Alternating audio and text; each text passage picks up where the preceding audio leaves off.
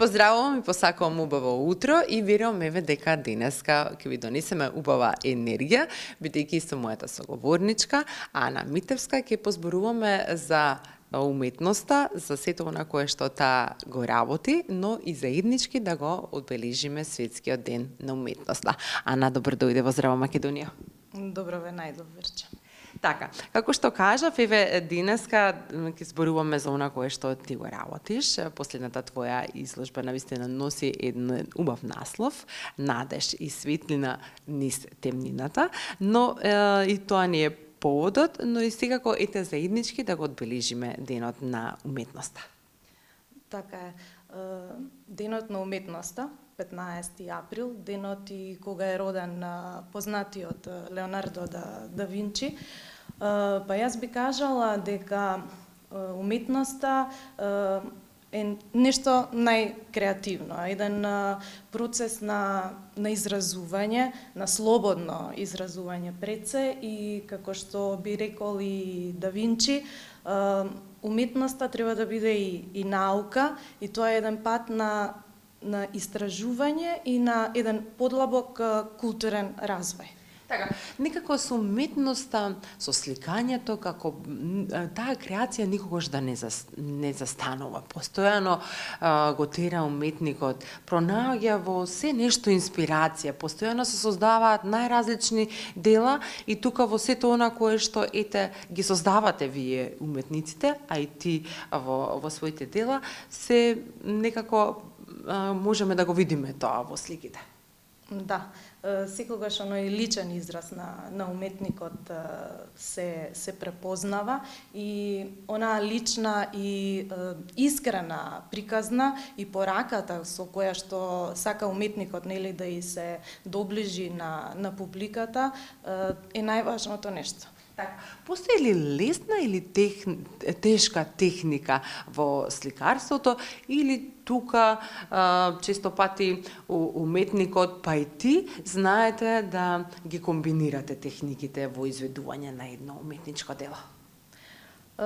Уметникот учи се додека е жив и многу дигиталната ера, дигиталното време, она брзо време во кое што живееме, можеби ни наметнува да бидеме уште поинспиративни и таа жива слика, жива енергија што сакаме да ја пренесеме и со бојата и со емоциите на платното, а сега веќе и со современите текови, нели, уметноста добива и нова форма. Тој дел е еден најбитен дел со кој што навистина секој уметник искрено сака да и се представи на публиката. Така. Ти само што си активна тука, да речеме, кај нас со изложбите, туку имаш и меѓународно искуство. Навистина сега следи и интересен дополнителен период твој, кој што ќе имаат можност и надвор од нашите граници да те запознаат како уметник и да ги погледнат твоите дела. Сподели ни малку повеќе. Да, последниот период, откако заврши мојата минатата година последна самостојна изложба Надеж, последниот период се подготвувам и за нова изложба, таа ќе биде групна изложба во Братислава на 27 мај ќе се одржи и таму начинот на моето представување ќе биде на еден сосема нов начин, ќе се задржи оној мој стил и израз абстрактен, но повеќе ќе биде малку повеќе и фигуративен. Така следното лето, тоест ова лето во септември, добивме покана со уште двајца исто уметници, со Филип Фидановски и Александра Костадиновска, да бидеме гости, особено чести и задоволство ние во Сплит. Понатака во октомври веќе оваа моја последна самостојна изложба Надеж ќе ја представиме и пред Турција во културно-информативниот центар во Истанбул. Така, навистина убаво искуство. Кажи ни, ете, можеш ли да направиш некоја паралела, искуството ете кое што ги носиш од надвор, тука, каква е посетеноста на нашите граѓани, дали расте свесноста за уметноста, ги сакаат ли изложбите да дојдат, да ги посетат, да ги видат? Да, има многу голем интерес особено на патувачките изложби кои што ги правам во Македонија заедно во соработка со тоа е еден проект Музеум Линк со мојата кураторка Јасминка Намичева и навистина во помалите градови интересот е многу поголем.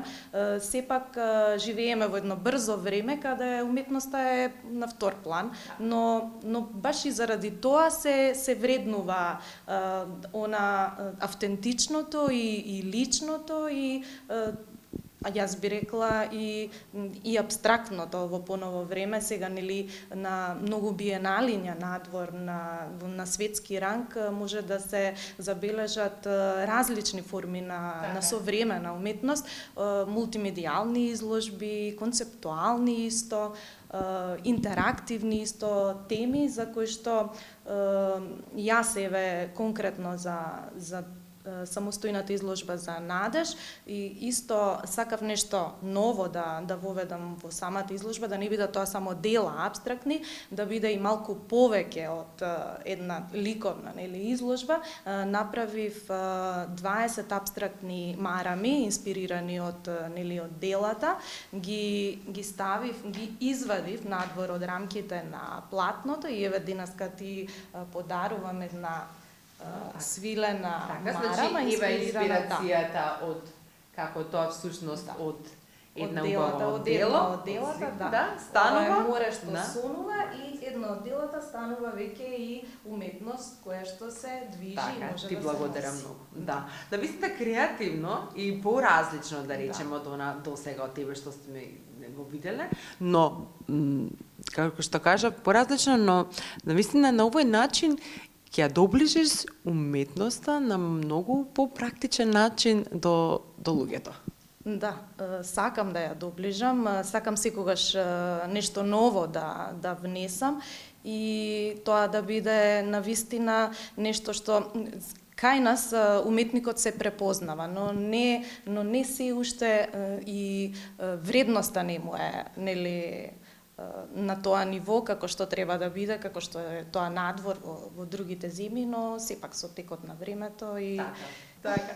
Ана, ти благодарам многу што еве денеска одвои време, иако знаеме дека си многу во подготовки, да го заеднички да го одбележиме светскиот ден на уметноста, да ги потсетиме нашите на сето она кое што ти го правиш, на ова ново нешто кое што го има тебе и секако на успесите кои што еве со задоволство ќе ги следиме и надвор од нашите граници кои што ќе ги имаш и секако без разлика на тука верувам дека нема да застанеш и ја чекаме твојата следна самостојна изложба.